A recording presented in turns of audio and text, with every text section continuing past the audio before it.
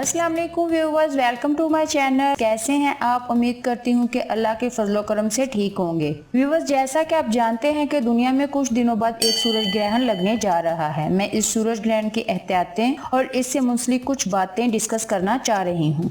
Viewers, आज की video आप लोगों के लिए बहुत ही अहम होने वाली है, खास तौर पर हामला खवातीन के लिए। तो इस वीडियो को पूरा देखें ताकि आपसे कोई भी चीज मिस ना हो जाए।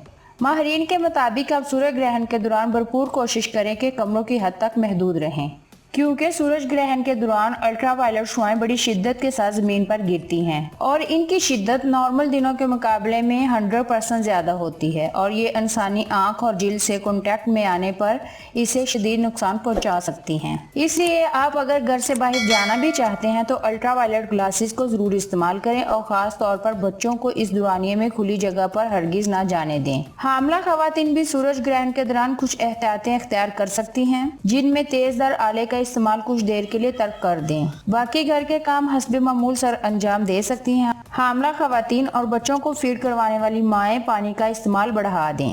मेडिकल साइंस के मुताबिक सूरज ग्रहण के बाद पैदा होने वाले बच्चे में कोई भी साइड इफेक्ट नहीं पाया जाता। ये सिर्फ एक मिथ है, लेकिन फिर भी ये कोई ऐसी एहतियात नहीं जिस पर अमल करना ज्यादा मुश्किल काम है। मेडिकल साइंस की तहकीकात से एक चीज जरूर वाज़ेह होती है कि ये आपकी आंखों के लिए इंतहाई खतरनाक है, तो खाली आंख इसे देखने से नाकाबिल तलाफी नुकसान का अंदेशा है। तो आप खुद भी इस चीज को सीरियस लें और अपने दोस्तों और रिश्तेदारों से ये इन्फॉर्मेशन जरूर शेयर करें ताकि सबका फायदा हो सके।